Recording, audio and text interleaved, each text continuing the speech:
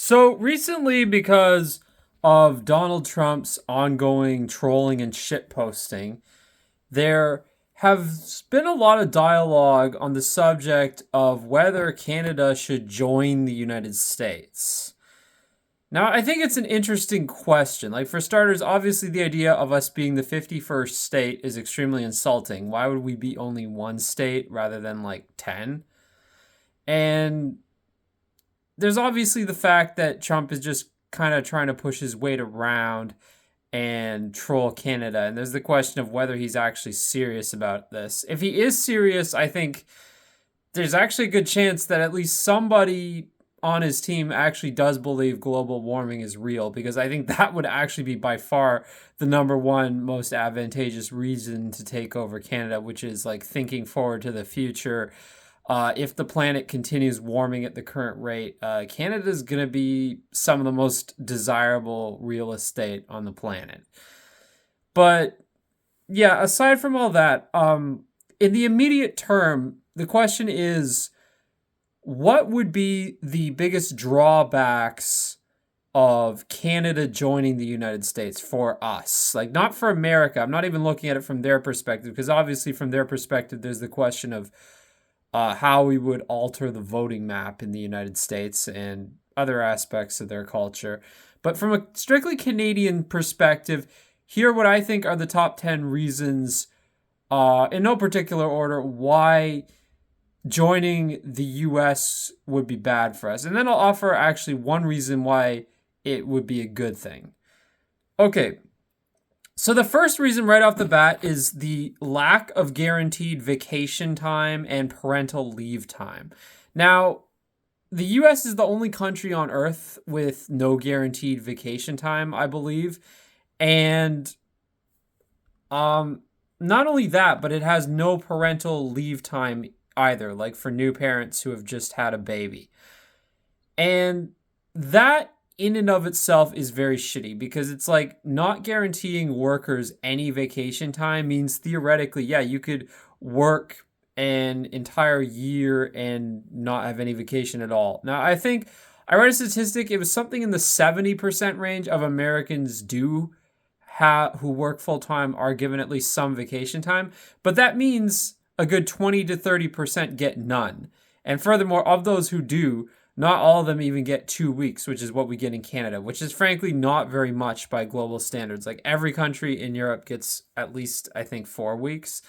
And even many countries like Australia, New Zealand, I think, get 4 weeks. And even some countries in South America, like I believe Brazil and Uruguay do, they get significantly more than we do. Like, I think 4 weeks or at least 3. So, yeah, I mean, the fact that they get no guaranteed vacation time to me is absolutely shitty. And yeah, you could say, well, if you have a good job, you can get some. Yeah, it's like, what if you don't have a good job? What if you have a shitty job? Is it fair to those people that they get no vacation time at all, at least none guaranteed by law? I mean, to me, that is a huge drawback right there. And they keep saying, oh, well, yeah, well, that's why we're productive. It's like, I don't know about that. I mean, you really think like giving people a few weeks of guaranteed vacation time by law would cut into productivity that much? If anything, I think it gives something for people to work for. It gives them a reward, and having that kind of reward might make people work harder.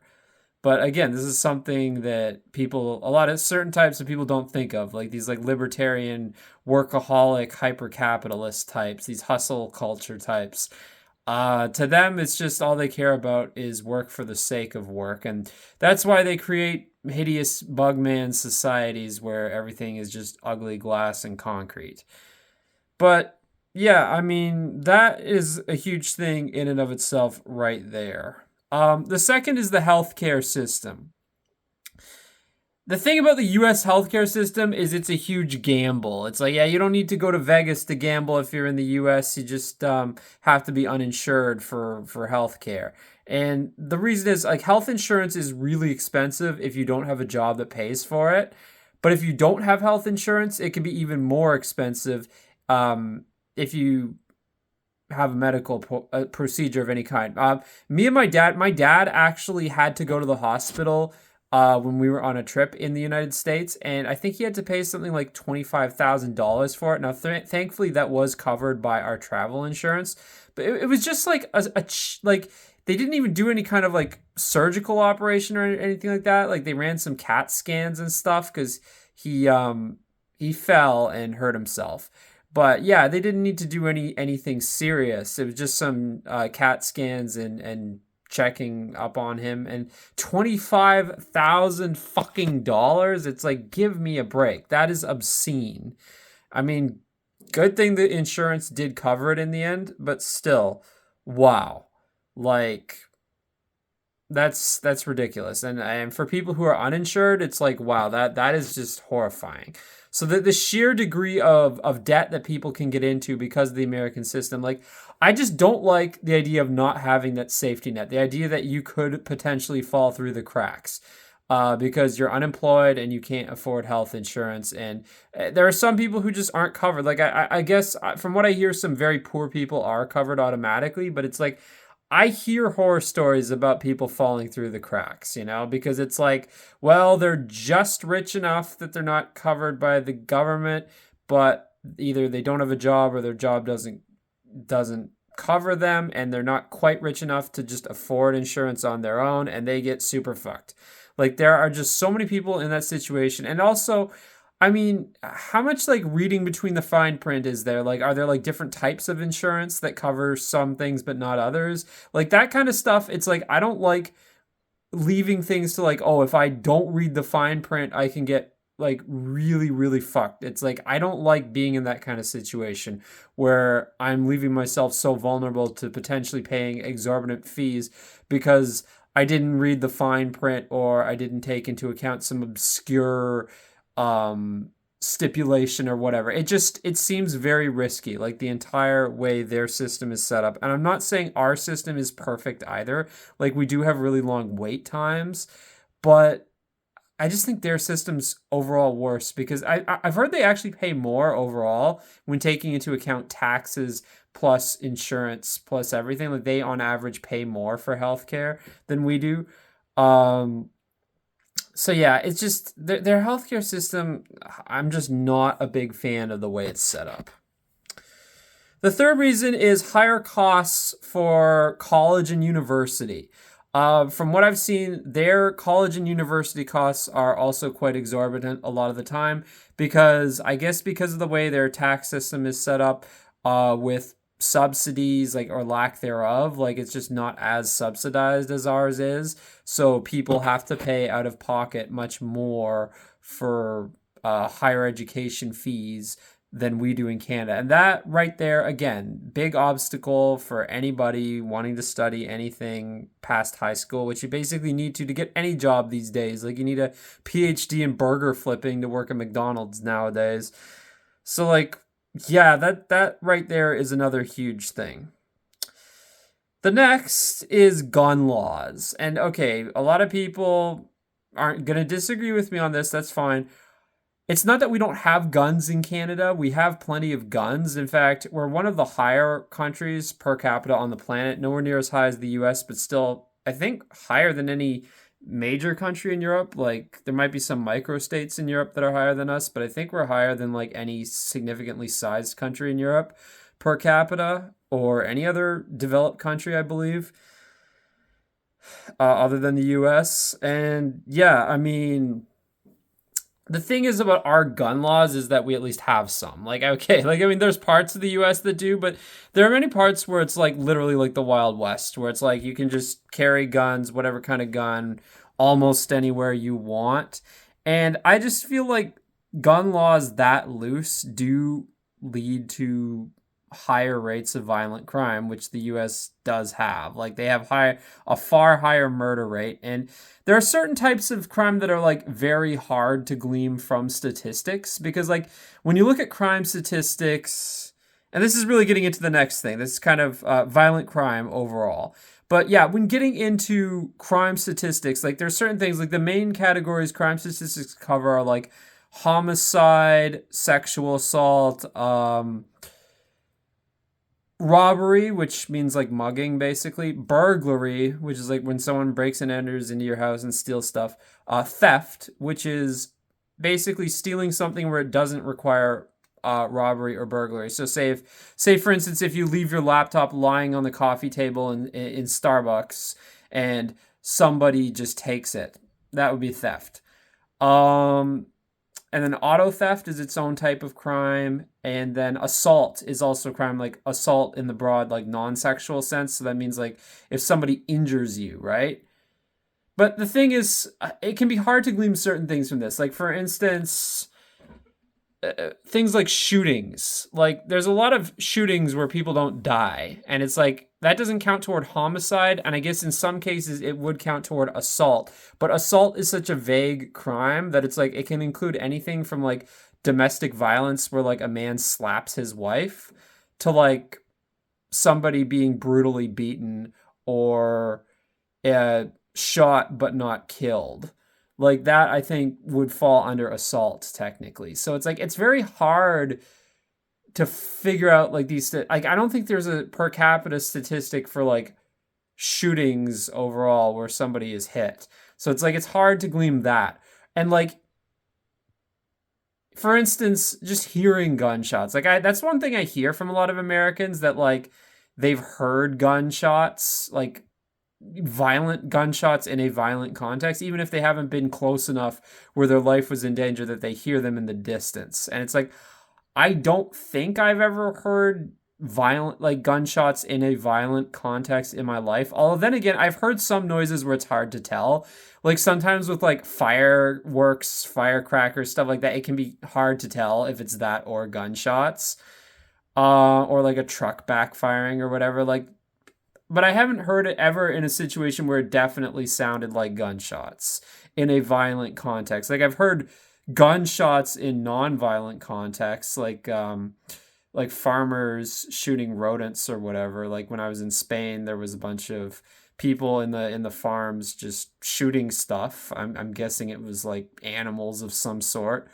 But yeah, I mean, I've never heard gunshots in a violent context, except maybe, okay, when I was in Nicaragua briefly, I heard a bunch of gunshots and I don't know what was going on there. But like, okay, I mean, in Canada, I've never heard gunshots in a violent context in Canada. Um, Nor have I in the United States when I've been there. But my point is, apparently for a lot of Americans, this is just a common occurrence. Like, oh, I hear gunshots in the distance. Like, it's like that shouldn't be like a normal thing to hear like people just shooting guns in a violent context, especially in the middle of the night. Like number one, it's annoying and it inhibits you from getting proper sleep. Um Number two, it's like, okay, doesn't that make you like scared? Like the fact that there's like you can hear shootouts going on in the distance. So it's like, I don't know, stuff like that. It's just stuff like that is just much more ubiquitous in the United States. And I feel like if there was no border, like a lot of this stuff would spill over a lot more, like if we were part of the United States. Now, I think it would be possible to somewhat loosen up on a few aspects of the border security that we have between the two countries without these problems becoming too much worse in Canada. And I'd personally be fine with that because that would go both ways. Like it would be nice to go through the US border and not worry about being like harassed over random bullshit. Um but yeah, nonetheless, I think yeah, I mean the sheer amount of violent crime in the US, that does make me take pause because it's like the homicide rates there are overall, I think, about 2.5 times as bad as ours, which doesn't sound like that big a difference until you take into account our worst city. I think Winnipeg, it's like 6 per 100,000. Um, and the worst cities in the US are somewhere in the area of like 50 per 100,000. So that's almost 10 times as bad.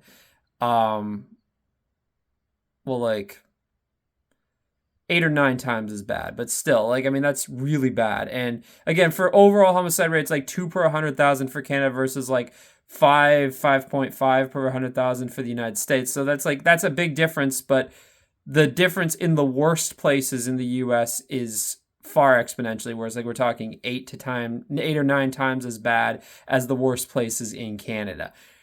Now, what would that? I'm guessing because the worst places are so much worse, far worse than the overall differential in the homicide rate. What I'm guessing that also means is perhaps the places with the lowest homicide rates are in fact actually lower, because it would indicate that if the worst extreme is far worse than the overall difference, so that could be true. But it's like, nonetheless, it's like, I don't know. I mean, having those kinds of places, if it becomes my country, then it's like those problems increasingly could become my problems. Like it wouldn't be shocking if the homicide rate in Toronto suddenly spiked as soon as we joined the United States, because we would have American gangbangers potentially moving to Canada freely.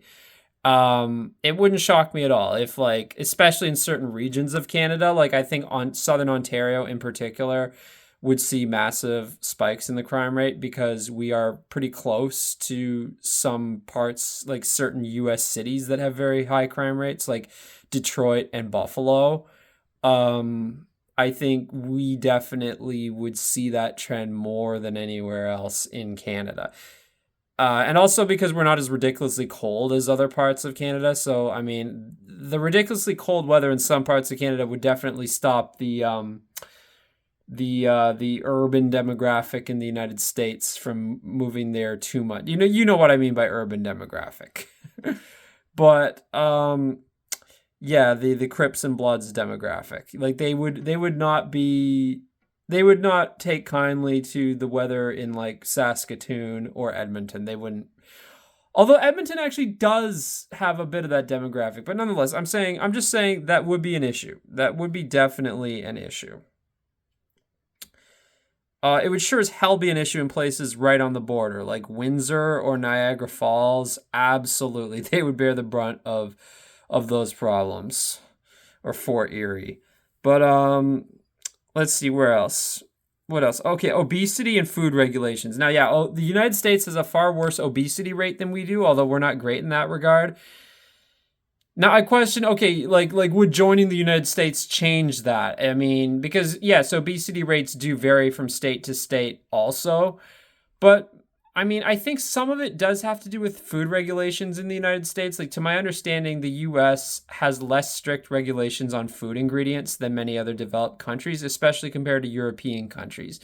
Now, I would guess that Canada's regulations might be in between, like in many respects, we're in between Europe and the United States. So I'm not sure on this one, to be honest. I don't know how different the actual laws are in the US and Canada concerning additives and ingredients in food.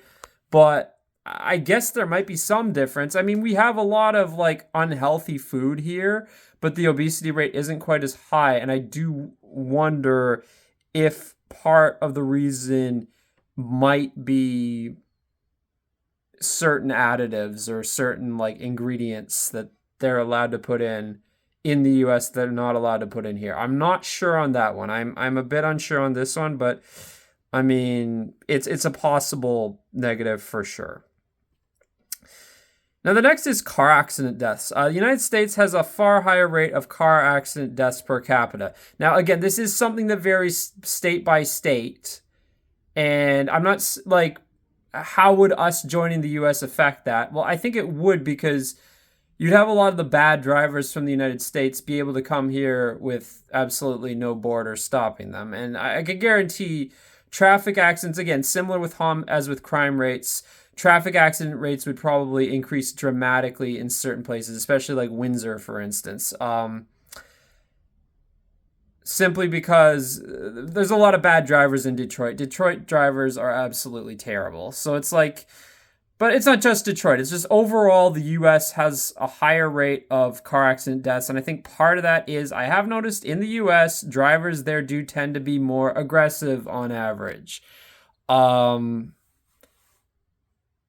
like US drivers are just, yeah, in general more aggressive, I would say. Even Quebec has a reputation for that, but I find even still, no, Quebec drivers aren't quite as aggressive as in many parts of the US. Now, obviously, as I said, it does vary state by state, but I would say the states that seem to have more aggressive drivers seem to be the majority. Whereas a few states, like maybe like Minnesota or Vermont, the really like crypto Canuck kind of states, might have like the less aggressive drivers, like, or like Maine or New Hampshire or whatever. But I find in the US, the places with more aggressive drivers tend to be the majority. So it's like, yes, there would be that impact that we'd get probably more bad drivers, and car accident rates would probably increase, including car accident death rates as a result. Not to mention, again, like being part of the US, could it potentially affect things like, say, road design, like laws on road design? Because I think that's a big part of what causes more car accidents, road design. Like, I think the US has worse stroads than we do. Like, that's one thing I've observed. They have a lot of like mega stroads, and it's like we have mega stroads, but they have mega stroads. And some of the roads there, it's like they're just so poorly designed. It's like, are you trying to kill people, road designers? Like, some of these just ridiculous arterial roads with like 5 lanes in each direction, and these like really convoluted intersections, and like in these commercial strips, like the places that look like that Breezewood photo that everybody keeps sharing, the Breezewood truck stop in Pennsylvania. There's so many places like that I've seen in the US, and yeah, we have places like that too in Canada. I don't deny it, but it's like, I feel we go a little bit less crazy with them. Like, our stroads will have like 3 lanes in each direction, and theirs will have like 5 lanes in each direction. And it's just, I just think theirs seem a little bit crazier. But would they start, if we join the US, would we start having these kinds of roads built more in Canada? I don't know.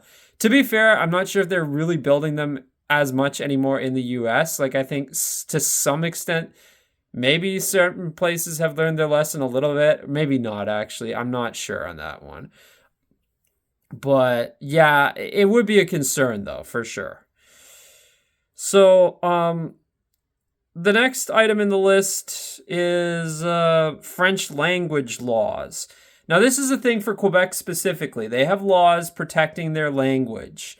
And I think some places in New Brunswick do also.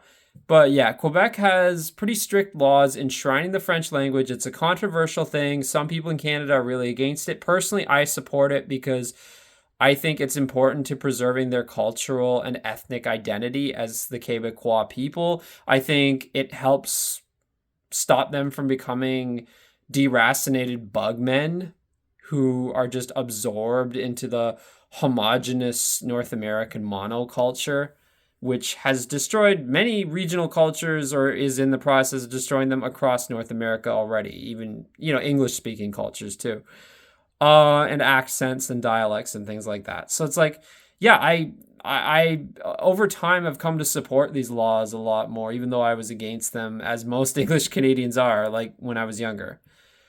And if Canada joined the US, I'm not sure if, constitutionally speaking, if Quebec could even still have these laws. It's the same as with like our gun laws. Like, some of our gun laws would be unconstitutional in the US. And similarly, Quebec's language laws might also be unconstitutional in the US.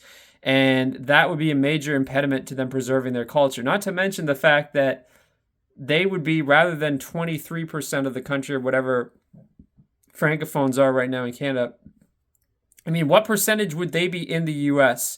I think they'd be like 2.5% or something like that. So it's like, there you go. Are they going to really have much support for their for their linguistic preservation if they're only 2.5% of the country's population? I don't think so. I mean, they're going to be dwarfed by Spanish by far. And I think that would be the final nail in the coffin of the French language in Quebec, unless English Canada joined the United States and Quebec did not, which is actually a possible scenario. I mean, if we're going to say English Canada or Canada in general joining the US is a possible scenario, then Quebec, under that circumstance, leaving Canada and becoming its own country would also be a possible scenario. So, I mean, fair enough. So this one is something that may or may not be an issue, but if they did leave, there's also the question of what would they do on their own? Like, how closely allied would they be with us, with English North America, the United States of US and Canada? Yeah, the US of US and Canada. Um, but yeah, I mean, there is the Quebec question, and I think that's a legitimate question to raise in the subject of Canada joining the US. And I just don't see it being good for Quebec. I mean, Quebec, in some ways, they actually seem to like the US. Like, they sometimes prefer the US to English Canada. Like, I notice a lot of Quebecers prefer vacationing in the US rather than in English Canada. And they bizarrely like copy the US in certain things. Like their freeway signs look just like the American interstate signs. And they made their minimum age for marijuana smoking 21, and it's like, wait a sec, 21 isn't the minimum age for like anything in English Canada. So it's like you basically just copied the US on that one. So it's like, yeah, there's a few interesting bizarre ways where Quebec will actually like copy the US sometimes. But nonetheless, I don't think this would be good for Quebec at all. So the next item on the list is the possibility of being drafted for neocon wars. And this is a scary thing. If you're an American, that means if they have a neocon war and it's a war that the US is participating in, and it's a war that, like, Canada sat out the Iraq War, keep in mind. So there's a strong possibility that for any wars in the future, where like neocon type wars in the Middle East or anywhere else, there's a good chance that if the US has these wars in the future, people like potentially could be drafted. Like, it hasn't happened since Vietnam, but I mean, there's always a chance. And I think the chance of getting drafted to fight in some foreign war would be much higher as part of the US than as part of Canada. So that right there is a major concern to take into consideration. Like, if you're under the age of 45 or fuck, even potentially, I guess theoretically they could draft people higher than that, but I don't think they ever did. I think the maximum age in the US ever was 45, I think during World War I and World War II, but I don't know about previous wars. But Vietnam, I think, was actually like 18 to 26 or something like that. So it's like, if you're even 27 or 28, you're too old. It's like DiCaprio's war. It's like only drafting 25 and under, the sexy soldiers under General DiCaprio. So, yeah, but I mean, nonetheless, that is a concern right there. Being drafted into some war that, like, many people, including myself, probably wouldn't even believe in. Like, oh, we're gonna liberate Buttfuckistan from its dictator just because this dictator doesn't like Israel. Oh, I'm yeah, so eager to die for Israel. Yay. Or to die to stick it to the Chinese government or whatever. Yay. So there's that. There's that. The last item I have on this list is prison violence. And this is a very legitimate concern. Actually, I'm going to say prison violence and also police violence.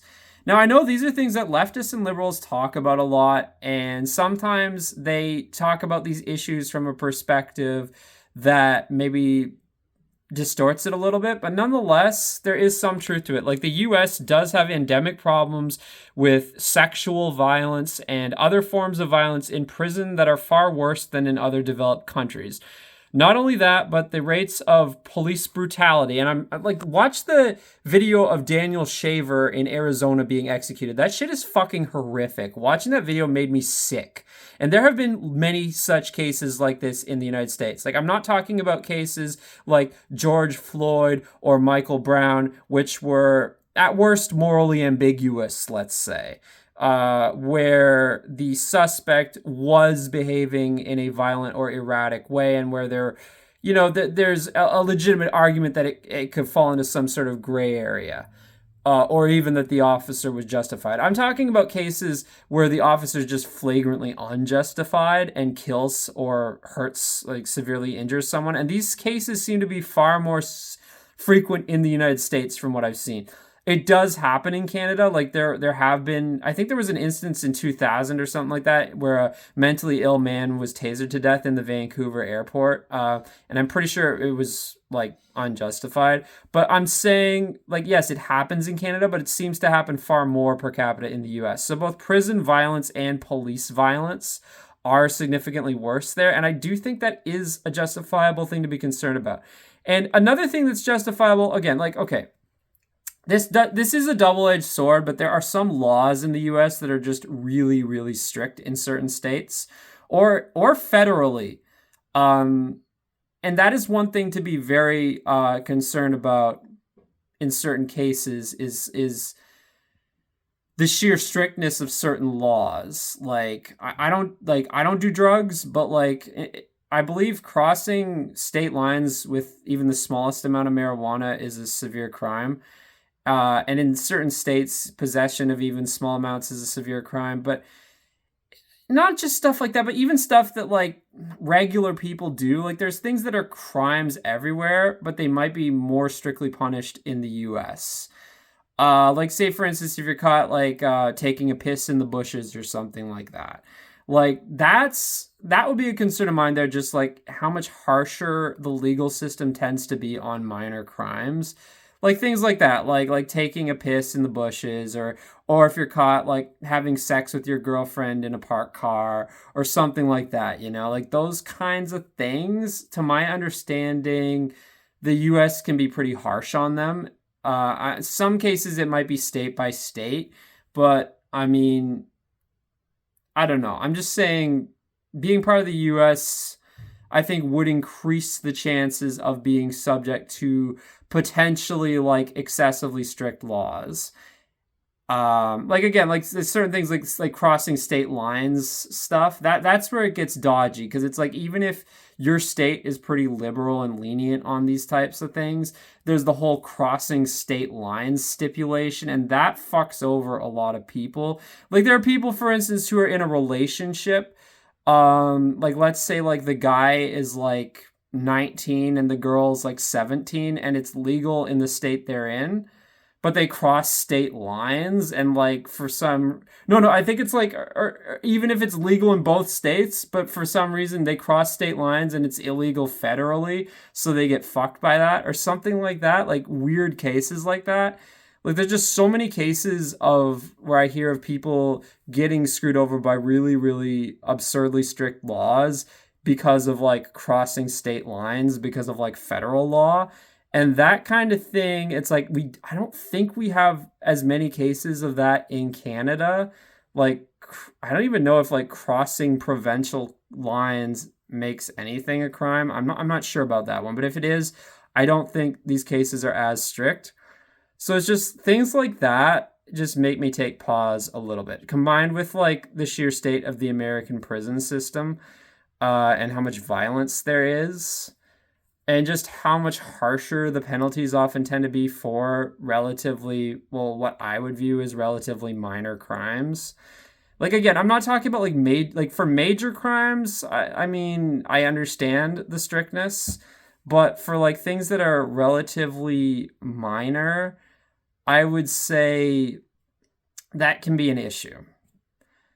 So, yeah, after talking about all that, what would be the biggest benefit of joining the US? Well, there are a few things. The first is being able to travel or move throughout the US without going through international borders, without dealing with any kind of red tape or hassles at the border or potentially being turned back for whatever reason. It's like, oh, you can travel wherever you want, you can move wherever you want. That would be just having the freedom to do that would be a big advantage. Especially like with job opportunities. Yes, like there are in many industries a lot more job opportunities in the US. And again, with travel, like there is a much bigger variety of places to see in the US. And again, like, I mean, most Canadians do get through the border when it comes to like traveling without a problem, but there are instances where people do get harassed at the border over minor things or just over complete bullshit. It does happen quite a bit, and it seems to happen more lately, to be honest. So yeah, I mean, that is a concern, frankly. Like that is something that actually would be a benefit. But as I've said, I think we could kind of have it both ways if we had sort of something like an EU style arrangement, or maybe not quite like the EU, but something similar, where we ease up on certain aspects of the strictness at the borders, but we still are separate countries and maintain our national sovereignty. But we have like a sort of like arrangement where, we have a an international organization like the EU that covers both countries and that allows us some degree of freedom of movement between the two countries, but not total freedom of movement or something like that, like more than we have right now. That is something I would be interested in, and that would have certain trade benefits and other economic benefits. Like I would be interested in that without totally surrendering our sovereignty. So in other words, it's like, yeah, I'd be interested in an open relationship maybe, but I'm not ready to commit just yet. So that's kind of how I feel about the prospect of Canada joining the United States.